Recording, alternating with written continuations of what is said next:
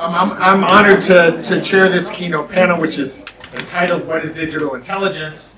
Given that the conference is a gathering of the Digital Intelligence International Education Development Alliance, that seems like a smart place to kick things off. I will say, the British obsession with acronyms. This is actually a particularly good one. I didn't know what DI idea was, but I kept wondering. So it's actually pretty smart. Whoever developed that, good job. So we have four really esteemed panel members. Each of them is going to speak for 6 minutes. I'll then facilitate a discussion with the panel members and then with the audience. I'm taking my phone out so I can watch that 6-minute thing. So let me just quickly introduce everybody. Do we have Clay online? Can't see Ken. I'll do him last then. So first we have Dr. Jaeho Yeom, who's the president. Oh, right next to me, there we go. The president of Taejae University and chairman of the council for the establishment of the Digital New Order at the Ministry of Science and ICT in Korea. He served as the 19th president of Korea University from 2015 to 2019. He's currently chair of the board of directors of SK Incorporated, chairman of the board of the Seoul Peace Prize Culture Foundation, and a trustee at Seoul National University.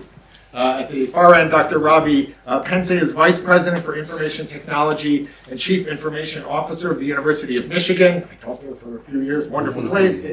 Dr. Pendse serves as an executive officer of the university and provides university-wide leadership and strategic direction for information technology. Before joining Michigan, he served as CIO and vice president for computing and information services at Brown University, also went there, and Wichita State University. Professor Kim S. Joe is president and Wai Ki Kao chair of data at Lingnan University in Hong Kong. He was previously a professor at the University of Texas, and I didn't go there, and the University of Southern California, leading research on data science and machine learning, industrial AI, and smart manufacturing. He's a member of the European Academy of Sciences and Arts and a fellow of the Hong Kong Academy of Engineering. And do we have Clay yet? Not yet. Okay, well, we have a fourth speaker who will be online at some point. You'll see him, Clay Shirky, who is joining us online as the Vice Provost for AI and Technology and Education at NYU. Actually taught there too. Overseeing instructional this is not just a coincidence. Overseeing instructional technology and online education. He chairs the Future of Technology Enhanced Education Committee and supports schools in using technology for recruitment and learning. He previously served as NYU Shanghai, or campus NYU Shanghai's Chief Information Officer, and is globally known for his commentary on the social and economic impact of the internet. Change my order here. Doctor, why don't we start with you? Yeah. Okay. Okay, thank you. And it is I'm very happy to be here and invited by Peking University and LSE, and also thank you, President Kramer. Have a chance to talk about the Korean AI. Actually, now I am the vice chair of the Presidential Commission on AI in the national strategy we are developing.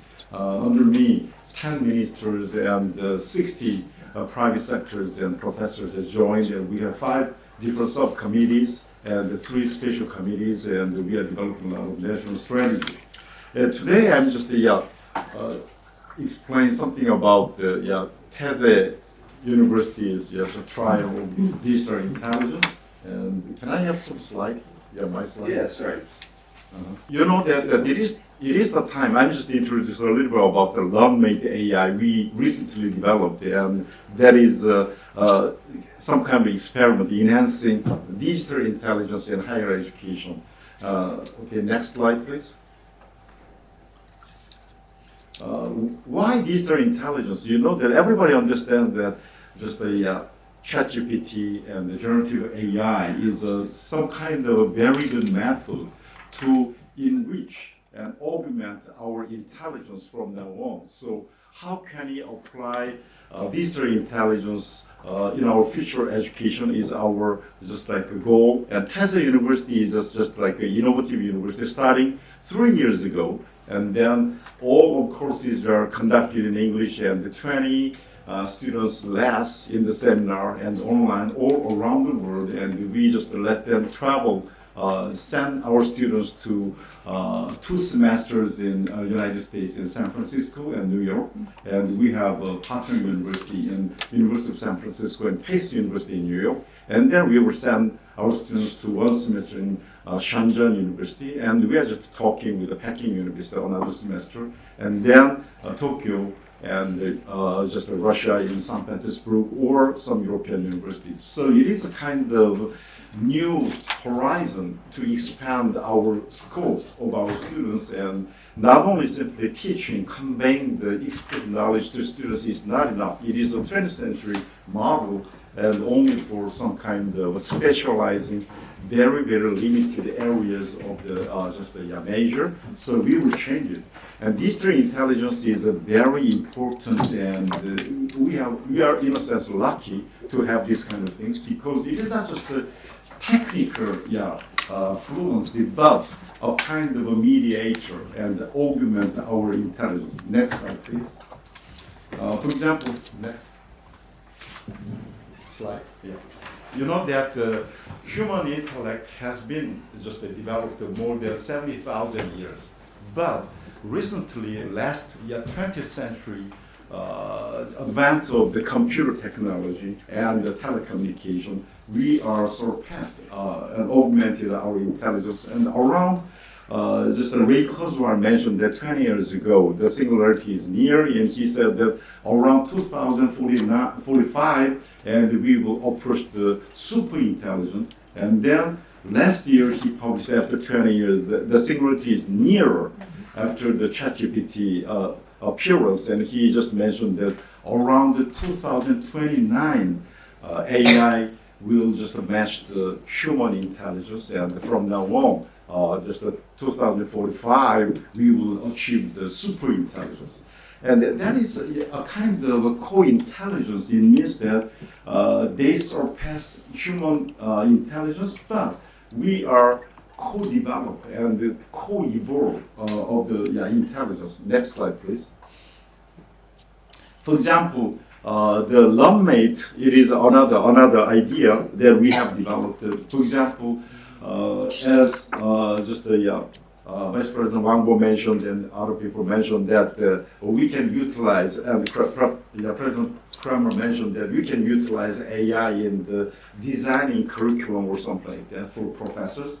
But students can develop their own ideas. And in Taejae University, all of our courses are not teaching, but active learning processes. So individual self-directed learning is very important. How to utilize ChatGPT or AI, and we just made some kind of experimental process last 7 months, and then we developed the LearnMate AI works. So students have some ideas at the outset, for example, some curiosity, and then they just ask the question in the first stage, explore their interest, and then ChatGPT answer some kind of different ideas, what he has some, create just a curiosity, and we find the topics, and then he just personalized for, in order to understand more deeply, what should I get, some kind of processes from now on for learning. Then the ChatGPT just to give some examples and processes or something like that, and then analyze learners' information and then generate a customized learning plan, and then they just start the self-directed learning. And in this process, next slide, next slide, please.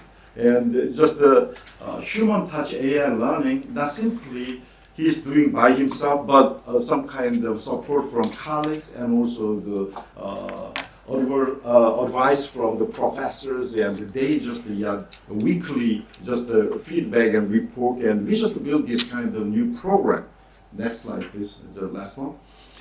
So beyond the simply individually searching ChatGPT, that is not enough. How to utilize it in the process of self-learning and the LearnMate or something like that. So we applied this whole process, just LearnMate, just a patent. Yeah, we just apply the patent at the moment, and we will utilize this kind of process not only in Korean higher education but other countries as well. So this is a kind of a simple example how to utilize AI in the process of learning and higher education. Thank you. Thank you.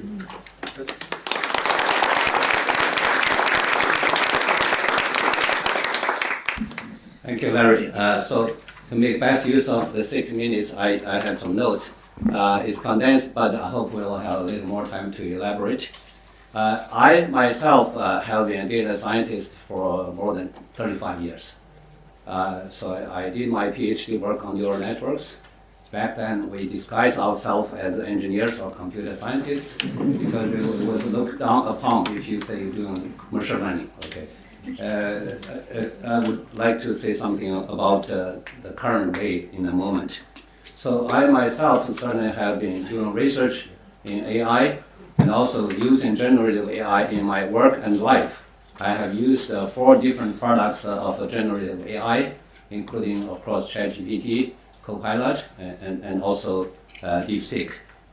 So I would like to share some of our experiences at Lingnan University since I became president in since July of 2023. That was like 20 months ago. So actually, Lingnan University started data science as a major for undergrad and also postgraduate in 2019. So that was fairly early. And then in August 2023, this is about 8 months after ChatGPT was released, Lingnan University has decided to provide free access to all students and staff on campus to ChatGPT. So that was like almost 19 months ago. So we had a lot of experience over the 19 months because there are multiple versions, multiple products being released that enhanced our choice. So basically we were on the right side of history so far. And from fall 2023, our Faculty of Business started a first-year course on generative AI for all business major students. And then a year later, we made it a common core course for all undergraduate students going through Lingnan. So if they graduate the first year, they have to take our common core course in generative AI, not just any other kind of AI. So that's with us now. And from last year's Hong Kong education practice, every 3 years we propose new majors and eliminate old ones. So we have proposed 5 new undergraduate programs, all with the digital content from social science or arts, with integration of AI and digital science, and they were all approved by the Ministry of Education of Hong Kong. So that's a really good validation. And our new program in animations and digital arts was the hottest program in Hong Kong across all universities and all majors. There were 40-to-1 ratio, basically, 40 students in Band A, and we only select 1 from them. And for AI for administration, last year we developed an AI automation tool for registry. You can imagine how many applicants they receive and so on. So that was developed and received recognition by the Hong Kong ACT award. And also for professor and instructors' preparation of classes, we developed a platform called Ideal Gen AI. IDEAL is an acronym. I don't remember what it stands for, but it has a generative AI. It's led by Lingnan University, TLC, our Teaching Learning Center, and also collaborated with 3 other Hong Kong universities. And that's available online freely for everyone. Up to the end of last year, people have used it to generate over 2,000 teaching cases. Okay.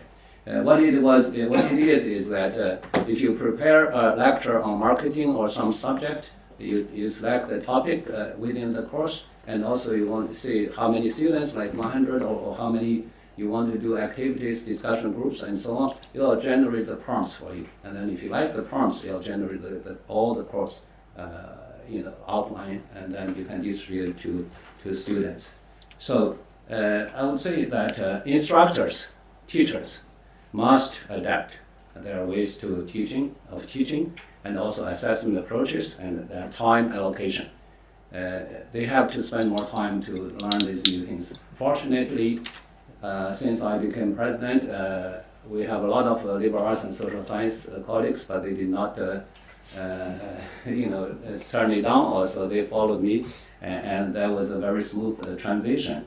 And we wanted to create a learning environment that will prepare students to be ready for their future workplace. We have to think about what they will do 5 years later, not just on our campus. We want digital education, not just knowledge teaching. So if you're thinking about accelerate the knowledge transfer, that's one part of it. But educating people in the age of AI is what we are thinking about. Okay, so certainly, what will keep as human values? Okay, for the future generations, that's most important. How do we maintain our value system in this new generation, not the AI's value system? AI does have a value system. Okay, so that's what we're looking for. And we want to understand what skills will not be replaced by AI, so we teach students to get better at them. Okay, there are skills that cannot be replaced. In particular, critical thinking skills and high-order thinking skills. I say high-order thinking because low-order thinking is actually done by AI. Right? So how professions will change? Some will disappear, some will appear. Okay, so I think in the last month or so, there were like 7 new jobs that will appear. That's a survey by Coursera. So we will want to focus on that. So we want to adapt our university timely and responsibly, because we don't want to teach students who will not find a job market in 5 years. Okay.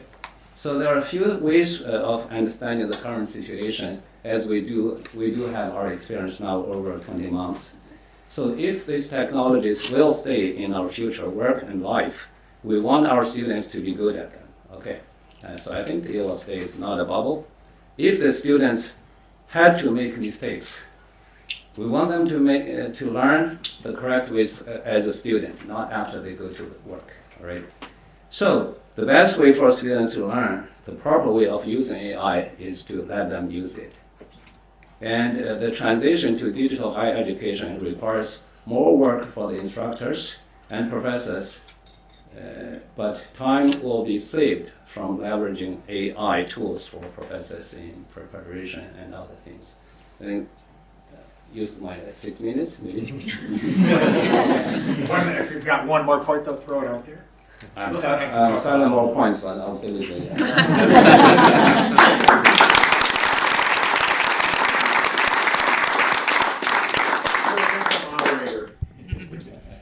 Dr. Pendse. Okay, thank you. Relax. Because usually I'm in 2 modes. Either I can relax or I have to stand and walk around in my classes. This is very awkward for me to do this, but I do want to thank Larry and the entire team of PKU and LSE for hosting us here. It's an honor to be with all of you. And Larry, I love Michigan, and I'm not trying to go anywhere, but in case I start looking for other institutions, I will first check your bio to see where you've been and kind of make sure I'll follow so you can continue your story next time you're introducing me. But I hope to be here for a while. That's it, exactly. Sounds like a plan. So, but it's a privilege to be with all of you. I always start all my presentations with a Sanskrit phrase that my mother taught me in India when I was about 7 years old. And it goes something like this: Acharya Deva Bhava. Acharya is teacher. Teacher is made in the image of God and should be respected as one would respect God. And she taught me to see a teacher in everyone I get a chance to interact with. We obviously saw 3 great teachers here. I might want to point out I'm the only non-president here, so obviously I'm learning a lot more from all of them and all of you as well. So it's wonderful to be with all of you. I strongly believe that when we think about generative AI, it is going to be the most impactful technology of this century, and frankly, a force for positive disruption if used thoughtfully, if used responsibly, if used ethically, if used legally. Now, these are all big ifs, and that's why gatherings like this help us to have a conversation and have to engage and talk and learn. So the approach at Michigan that we took was we sincerely also believed that this is going to be frankly as transformative as internet has been. But when you think back to internet, and I'm old enough to be able to think back to internet days when it was introduced, internet came with a lot of opportunities and it came with a lot of challenges. Generative AI presents a lot of opportunities and a lot of challenges, and that what if questions need to be asked. I always say that I'm an engineer by profession, I do not want 5 engineers sitting around the table and deciding how we should deploy generative AI. I would want a philosopher. I would want the person from English department. We want diverse views at the table. I did use the word diversity. I might be in trouble going back there. So,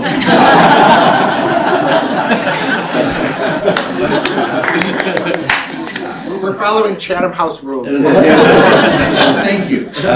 Otherwise, I'm calling you Larry. So, but the point is, as we need the diverse voices at the table so that we can actually think about this technology very thoughtfully. So the approach we took at Michigan is working with our terrific provost and president, Sam Taono, many of whom you know him.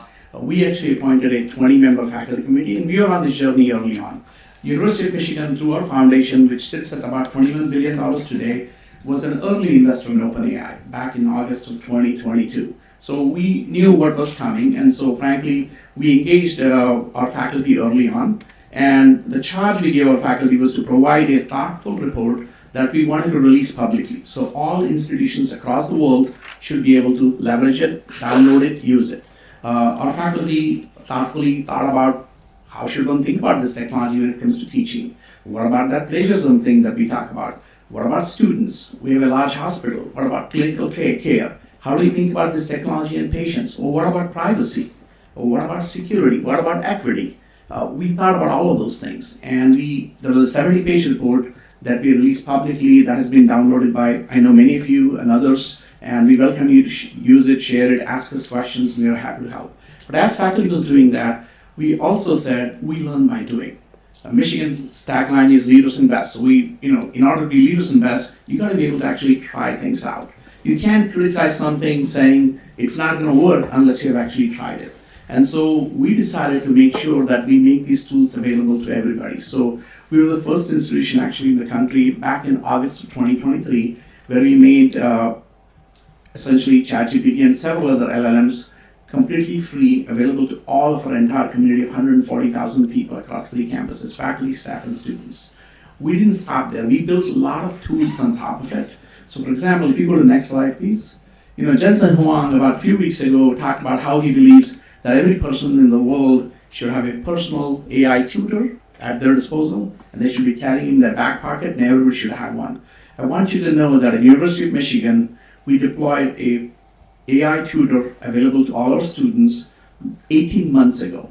So I did invite Jensen Huang to come visit Michigan so that he can learn more ideas from us. No, I'm kidding about that. But brilliant,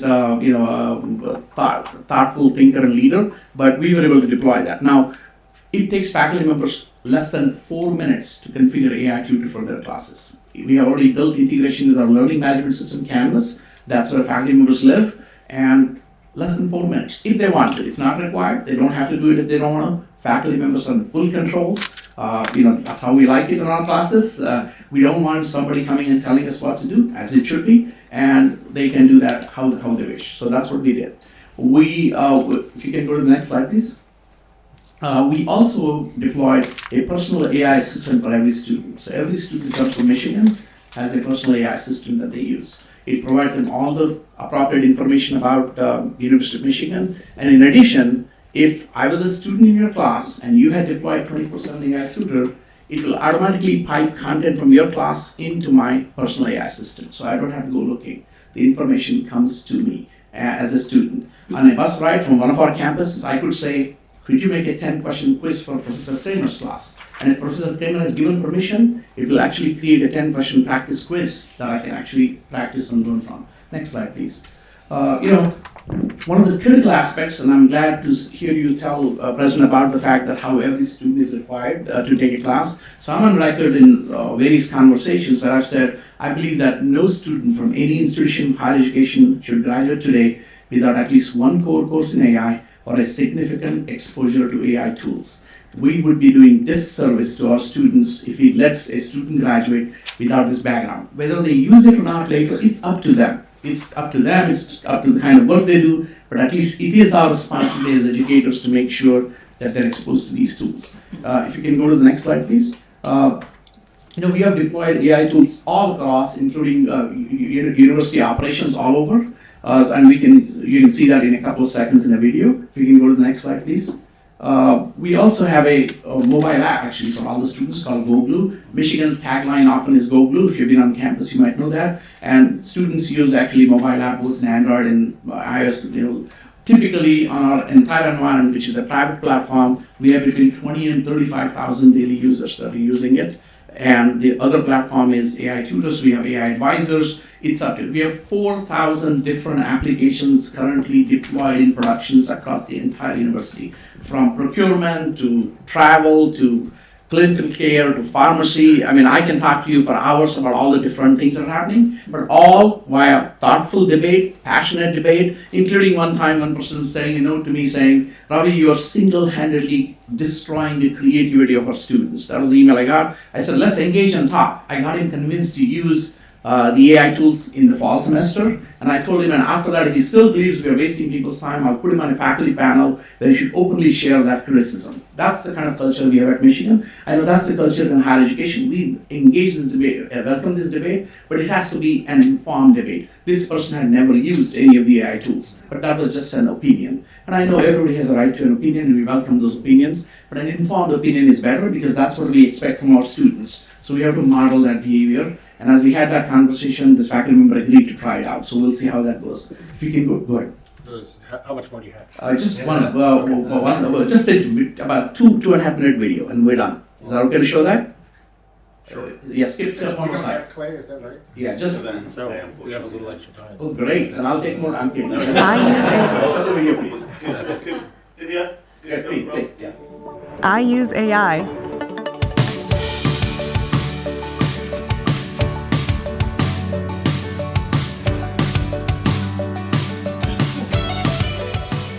I use AI because it's important to me to work with the tools that are going to shape our future.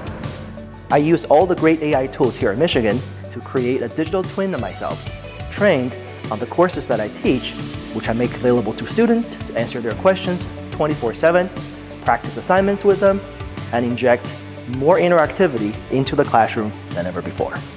I use AI for a more informed and efficient procurement process. I've used U of M Maisie to compile my notes and use them to study for midterms and finals. I use AI when I integrate Maisie into the Student Engineering Team Resource Hub to enable on-demand learning. I use AI to transform complex health data for actionable insight, fostering meaningful impact in the communities we serve, enabling efficient, effective, and equitable care, especially when resources are limited globally. I use AI a lot to help make complex ideas simpler, especially when I'm learning new concepts. I use AI in the classroom to allow students to have an interaction with a virtual patient. I use AI to create a virtual assistant from my Google Drive.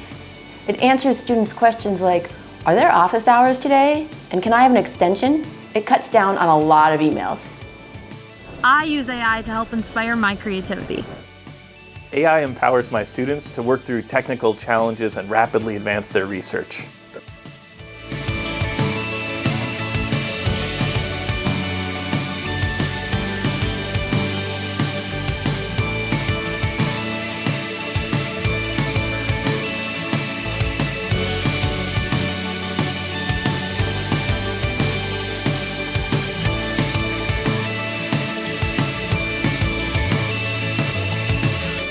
I use AI.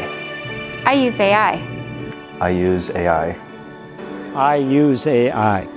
I use AI. I use AI. I use AI. I use AI. I use AI. I use AI. I use AI. I use AI. I use AI. I use AI. And I am AI. Go Blue.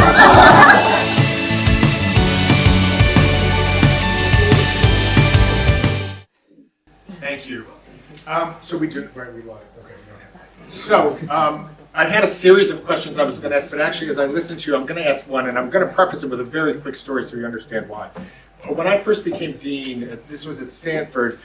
You're in these jobs, and when you meet people, and when you talk to your faculty, and when you talk to alumni, you always have to be upbeat about how great things are. And there was every other year there was a convening of all of the deans of all of the law schools, and I looked forward to my first one so much because I thought finally it'll be a group where you can go, like, how are things going? Oh my God, let me tell you about all these horrible things, and I'm gonna let down my hair, and they'd be like, yeah, I have that problem too. And instead I got there and it was like, so how are things going? Everything is fabulous. And I'm sitting there thinking, everything's not fabulous, but now I don't feel comfortable talking about what's not. And I didn't, it was a big disappointment.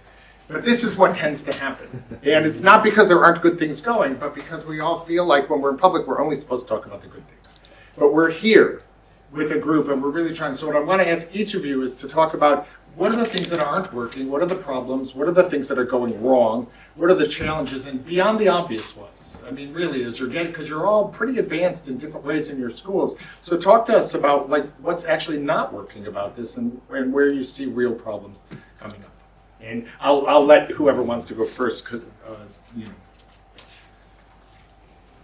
Maybe I'll say something. I want to slip a couple of your points in there. Go ahead. Okay. Yeah, I do have some points to share, but what I would hope that it's going to work better or not working yet. Actually, the AI is still at its early stage, or generative AI.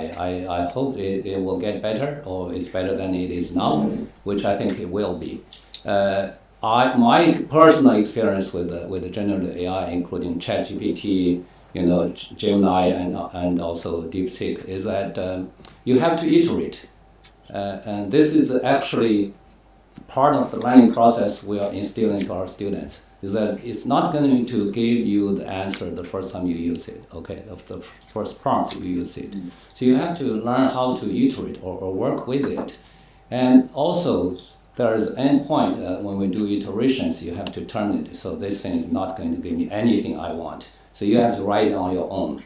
So we are teaching, this is the part we have to teach our students to be able to do two things. One is generate something with AI and generate something without AI.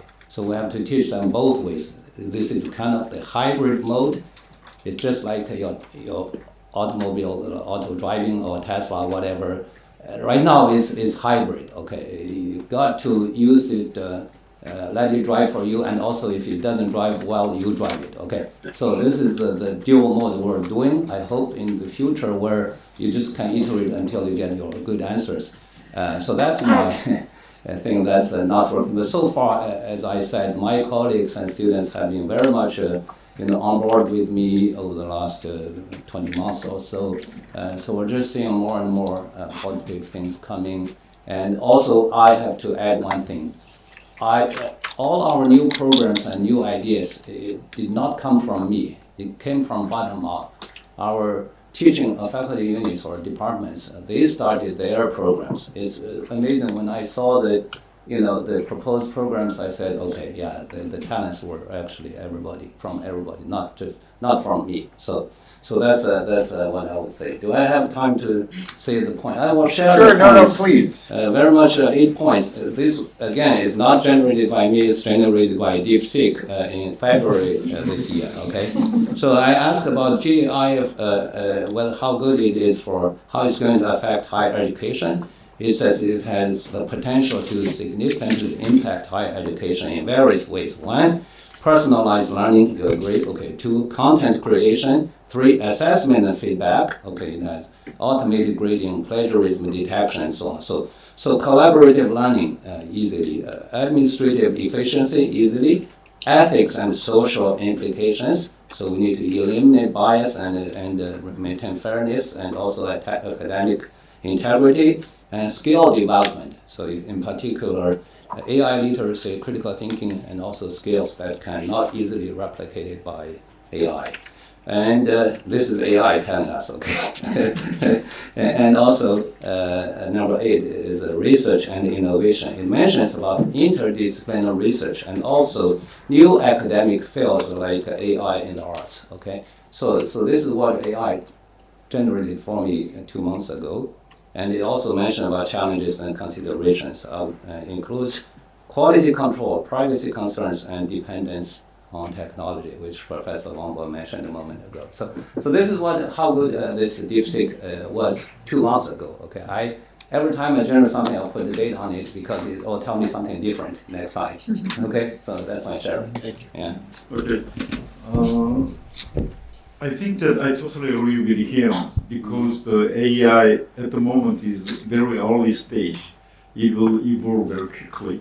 And the two things that I want to mention, the one is the serious problem is hallucination, and it is not a proper evidences or something like this. So in the LumMate, we developed some kind of just a specify, please identify last 5 years of the just the real content and research papers and books, and you have to just cite from that kind of thing. Then the problem is we just check the hallucination, then the creativity goes down very quickly, and they don't answer anything. And I cannot answer more creatively.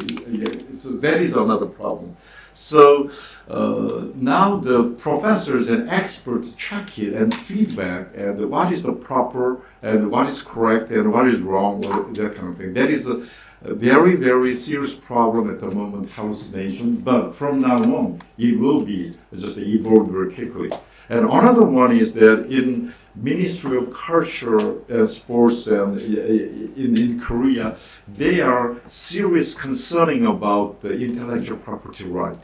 So it is another issue, and from now on, I just talk with lawyers, and they say that probably after 10 years from now on, intellectual property right may be changed very rapidly because it is a common universal knowledge. Who can just monopolize this is my intellectual property, something like that. So it may be a nonsense. So from now on, we have to solve this problem. And also, I just suggest an idea. In Korea, we have an agency of statistics, but from now on, we need just like digital data, just the agency or ministry of big data or something like that, because cleaning data and just a classification of nice data is very important from now on. So the data administration is very important from now on. So in the higher education,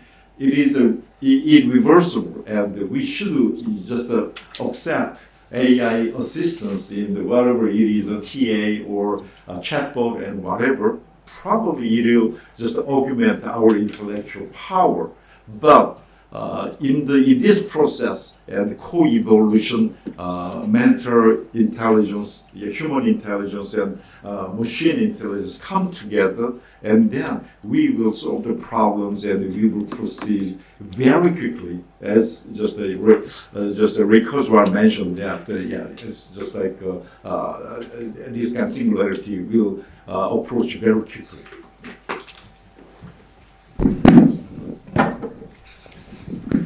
So in terms of what's not working or what challenges we've seen, there are several obviously, and I'm sure you've heard of all of these as well. One of the questions we ask often is we have some environmental and climate goals at Michigan to be carbon neutral and even carbon negative by a certain time frame. And there's of course a very valid concern that as we are deploying all of these AI tools at the back end, it requires tremendous amount of energy that is consumed. And so that's in direct conflict with our environmental goals. We want to use AI, but what are you doing about the environmental goals? So we have some thoughtful groups working through that. The other thing we do is the tools that we have, AI tools, again, we use this as an opportunity to educate our students. So as you ask queries of our instance, which supports all the different platforms, what happens is it gives students feedback. Like for example, if we ask DALL-E 3, which is available to all the students, to draw a diagram or a picture for you for fun, sometimes people kind of overdo it. So it gives them information that for each time you're asking to draw a picture or something, it is consuming this many GPUs or it's consuming that much of electricity. Educating people, when you have feedback, you tend to behave differently.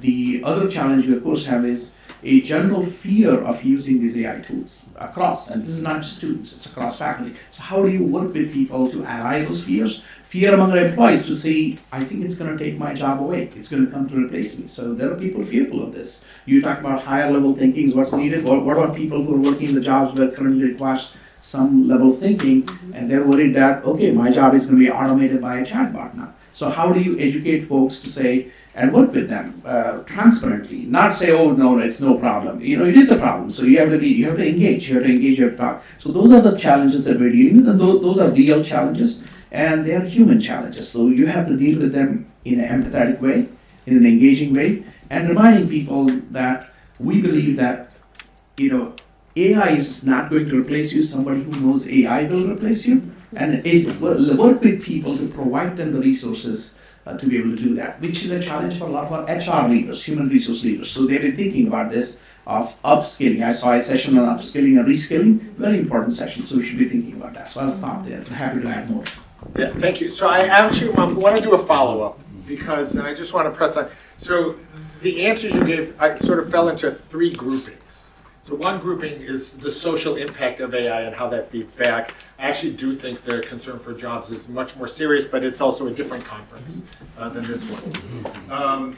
The second were a set of, I'm not quite, practical problems that come with employing AI. So the environmental impact because it uses so much energy. The fact that it's not so good yet, but it's going to get better, of course. The problems of algorithmic bias and the copyright problem. Those we know will develop solutions for those over the next couple of years. So I'm thinking about this long term. I don't want to focus on those either, although they are legitimate problems. I do want to say one thing about the copyright problem. Well, just because it's a misplaced category problem, to be honest. So if all of you read a bunch of books that somebody and learned from them, and then use that to produce somebody, no one would say you were violating their copyright. That's what AI does, as opposed to just using the exact language. If what it did was spit out the answer from somebody's book, that would be a copyright problem, subject to fair use. So there's really they're not thinking the AI actually is intelligence. It's doing what we do with information, and nobody thinks that's a violation. My guess is that'll be the outcome of the lawsuits. What I want to focus on are the learning issues, which actually, the better AIs get, perhaps the more challenging they are. And I heard two kinds, and just to say a little more about them. And I want to separate, obviously if we have perfect students who make ideal use of this, we don't have these problems, but we don't have perfect students. So that's, in some sense, the challenge. So the two I heard, and maybe there are some other ones, are the concern for what it does to creativity and the ability of students to think for themselves, because so many teachers, what they're looking for in terms of their answers and so on, and collaborative learning. In particular, if you do personalized education, it's true that if we're learning in a group, some of us get it quicker than others, but there's also this other thing that we get just from learning together that run a set of soft skills and also the way we learn. So I'm curious, those kinds of problems, how are you thinking about those? Because those, for us as educators, as we solve these other problems, are really the long term. I say, is this going to fundamentally change either our mission as educators, what we're actually trying to accomplish as educators, and are we losing something essential? Those are the questions. I can start if you'd like me to. Really, when we think about the issue of creativity, one of the things we need to remind ourselves and remind everyone is you can't think of AI as the biggest hammer, because if you do, everything will start looking like a nail. So AI is not the answer to every problem. AI is definitely not the answer to every problem, and we have to educate that to our students.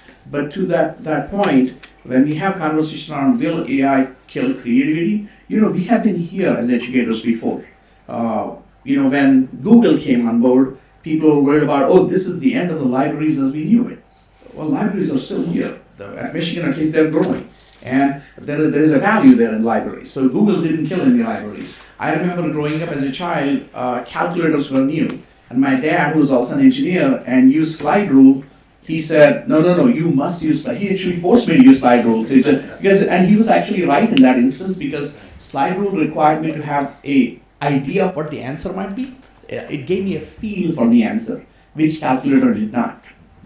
And so so my dad was right on that sense. But that's where I think we need to be thinking about how to evolve our pedagogy. And I'm saying this respectfully to all the teachers, myself included. If you're teaching the same way that you taught 2 years ago, 5 years ago, 15 years ago, 20 years ago, you have to take a real look at how your pedagogy is and how your pedagogy is evolving. Because with AI tools, your pedagogy has to evolve if you want to maintain that creativity, the kind of problems you provide, the kind of challenges you create for students. Yes, it is more work for all of us, but that's the reality. And so that's where teachers will have to step up and say, I'm going to leverage AI tools in this way. And we have many examples at Michigan, and I can get into you offline later if you need to, from musicians to other people. All are using AI tools. Most recent call, one of the pleasant call I had was from our School of Music, Theater and Dance, where the dean called me and said, Ravi, we need help. I said, what do you need? And he said, I have 2 new faculty members who need all the GPUs. So I paused for a minute, graphical processing units. I said, in your school? He said, yes, we have hired 2 new music faculty who use AI and their creativity to create new music. It has never happened before where a music faculty member has requested access to compute, which was a delight to my ear as an engineer and HPC person. But yeah, that's happening already. People are evolving. So that's one suggestion I would make. And again, this will hopefully be one of the topics you spend the most time on, because now we've identified the problem, but how do you actually think about solving it in the classroom is a bit of a challenge. And although I do think probably in the year 1500 there were people going, oh God, this new printing press.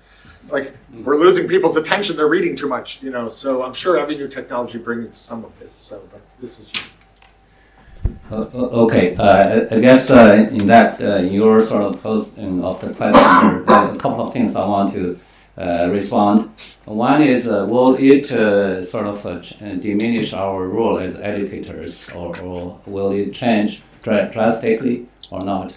My prediction or my assessment at this moment is that this is just an evolution process for our teaching position, teaching jobs, and also for universities. Even though the technology sounds like it's disruptive, it's revolutionary as much as revolution as AI, I think as for our educators, it's just an evolutionary process. I would say for the current content generation that's sort of interrupting our teaching learning process, it's just another version of Wikipedia. If you think that way, Wikipedia had content generated for us. Who generated it? It's a manual process, right? Every one of us could contribute to Wikipedia. It's a manual process. It's pretty good now, right? Now that generation process is automated by AI. Okay, if you think about content generation, especially text or math or whatever, now it's an automated process, and you can iterate with you, okay, to generate the content. So it will certainly, I would say, replace most of the internet search in the Google functions. If you search Google function, you get a list of many answers. Now you just get one set of answer. If you find it good, you stop, okay? Or if you find not so good, you try again. So it'll change our existing way of interacting with this basically the internet or the knowledge world.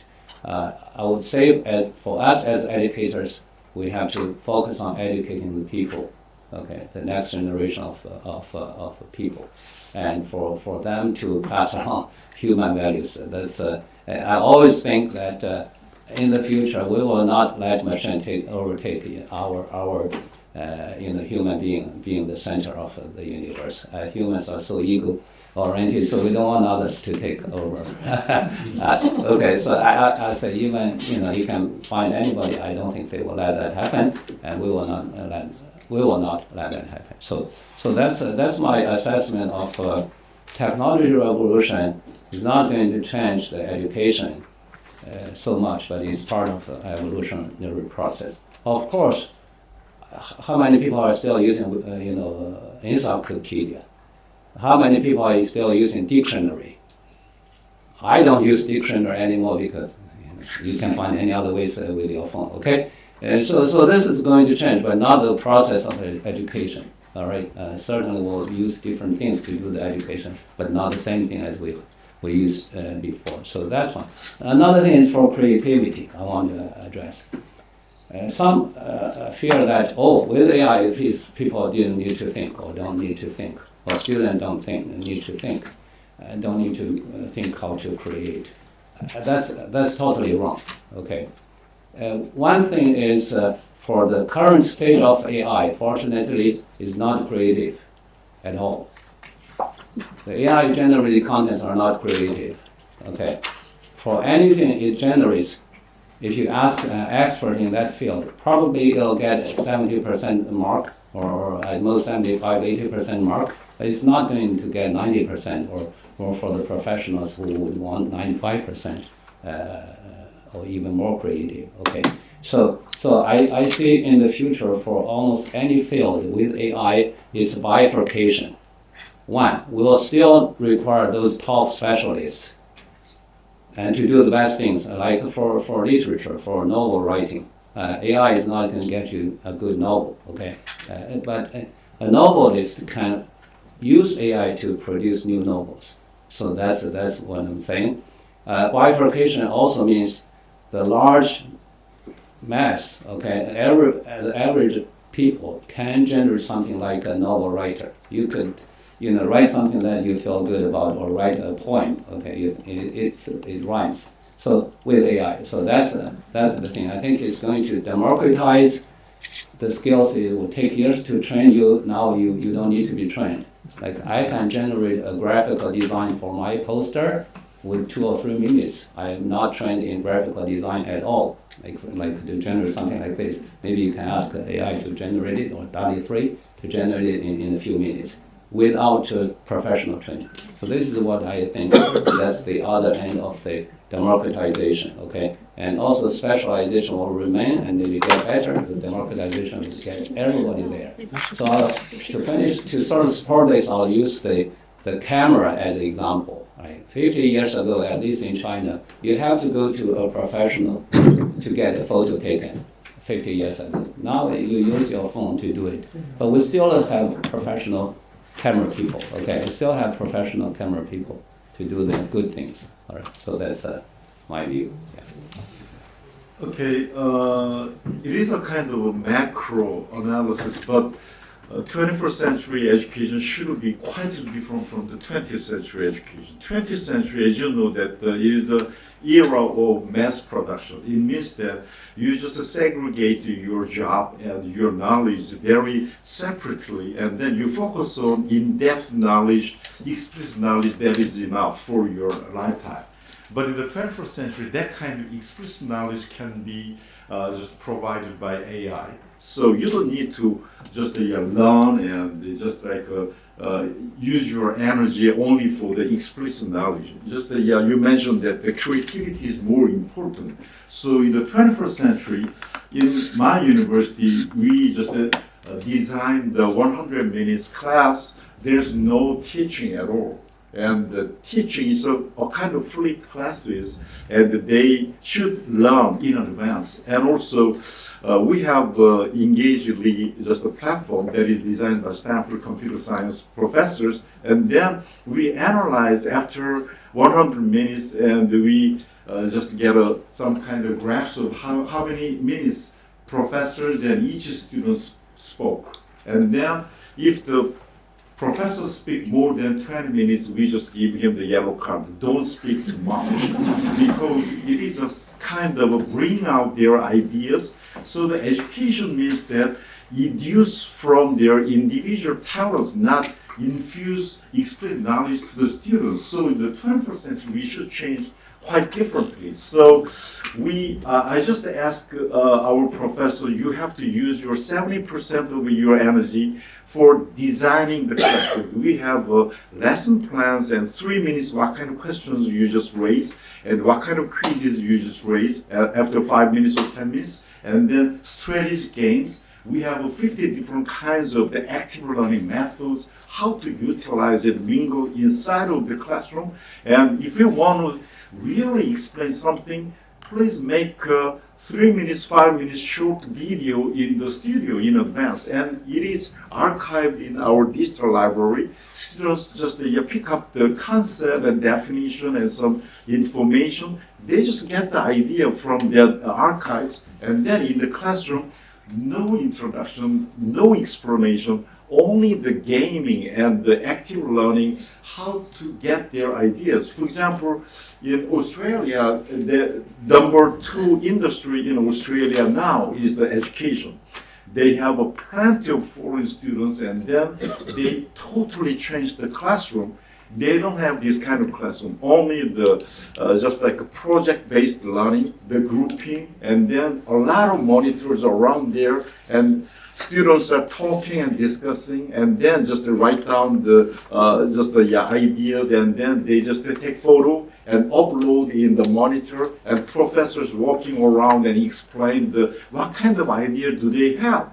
So in the 21st century, education should be changed, not teaching, but draw out some kind of imagination and creativity of each students. And just like the classes, if you know some explicit knowledge, you should get it from Coursera and Udemy and some other places. So in the classroom, we should discuss and just bring out the creativity.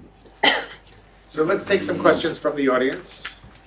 Just if you raise your hand, we'll bring a mic over, and just say quickly just who you are, where you're from, and then ask if you would, a short question. Here, let's start down here with Shirky there, and then I'll get to you. Well, thank you very much for this wonderful presentation. I'm Bishop Kapoor, King's College London, across the street. Another Vice Chancellor.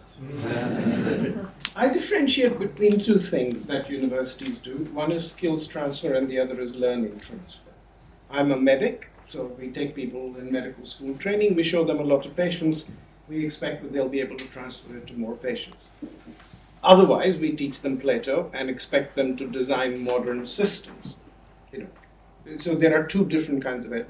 I have no doubt that what we've heard, that if we train people more on AI, the skills transfer element of it, if they then go and work in a job that requires AI, they'll be better at it. What is the evidence we have at the moment that using AI to teach people concepts leads to better ability to transfer those learnings into action outside of that context? Which is another way of saying, how does it really make them smarter? Not as tool users, that's easy to see, beyond the tool. Does it? Do we have the evidence? Whoever, take it away. I just gave a special lecture to medical students in Korea University when I was president there. And at that time, the efficiency is more important. The professors, for example, in Korea University, we have 15 different econ classes, econ 1. So the economics professors divided 50 students in the classroom. They just teach the textbook of the econ 1. But I just asked them, please don't do that, and just take the classes students from the Coursera, and Coursera, they have plenty of Harvard University and Stanford University Econ 1. And students take that kind of instruction. In the classroom, please make some kind of, with the just the PhD students, and solve the problem, how to apply that theory into the reality or something like that. So in the medical school, surely professors and the teachers have some kind of function, but it is not simply convey the ideas in the just like reading the textbook and take the exam, how to memorize it. It is not enough. It should be changed into, in the classroom, we should be high value added education is more important. Surely in the medical schools, the professors have, but you don't have just a scarce limit of your times and efforts. So please use more high value added, just the teaching and the guidance rather than simply teaching the classbook, the textbook, just like the explicit knowledge. That is my answer. So let me add another perspective to sort of address that question. Again, I don't think AI is very mature yet. I think that if you think about this generative AI, I think for the last 2.5 years, it's only good at generating content that we human has to take it. It's a sort of interacting with our cognitive system either writing, reading, translating, drawing, singing, or whatever you hear, you see, okay? It has to be processed by human beings in the middle.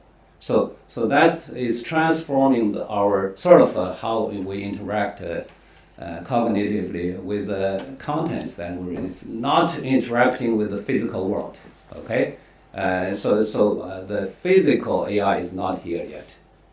I'm really in the engineering side or this industrial manufacturing side. For manufacturing, if you do something repeatedly, AI can help. For your medical skills, you're not going to do the same thing repeatedly. Every patient is different. And that's the part AI is not good at all yet. Okay, I'm not sure it will get better 20 years later, but it'll get better. I'm not sure it'll replace humans. So, or it will help us transfer the skills that you need for a physician. So just I'm kind of very, very sort of neutral on, I'm not really overhyped on AI. Also, I'm not really sort of putting it down. But it's good for generative content that's interacting with our cognitive system, if you think that way, okay? For other things interacting with the physical world, even for hair cutting, have you found anyone who can cut hair for this many people in this room? No. Okay, every head is different.